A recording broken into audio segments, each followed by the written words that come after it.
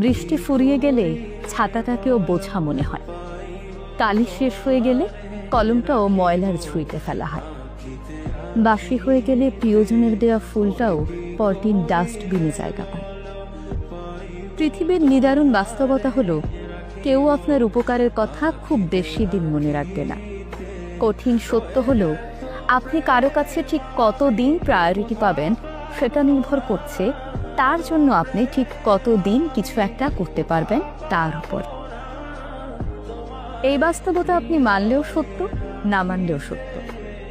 যে খবরের কাগজের দাম আজ সকালে 10 টাকা, একদিন পরেই সেই একই খবরের কাগজের 1 কেজির দাম হয় 10 টাকা।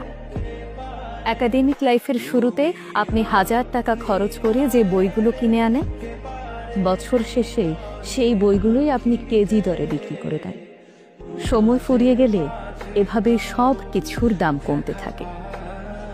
আমরা আপাদমস্তক স্বার্থপর প্রাণী।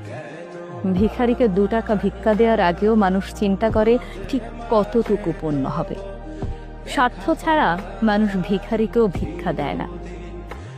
এত কিছুর পরও চলুন না, একটু হেসে কথা বলি, রাগটাকে দমন করি, অহংকারটাকে কবর দেই। ভালো থাকতে চাইলে প্রত্যাশা কমিয়ে ফেলুন।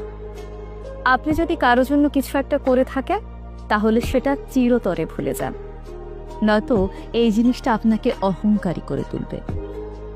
আবার কেউ যদি আপনার জন্য ছোট্ট কিছু করে থাকে, তবে তা সারা জীবন মনে রাখুন। এই জিনিসটি আপনাকে বিনয়ী এবং কৃতজ্ঞতা বোধ সম্পন্ন মানুষ হিসেবে বাঁচিয়ে রাখবে।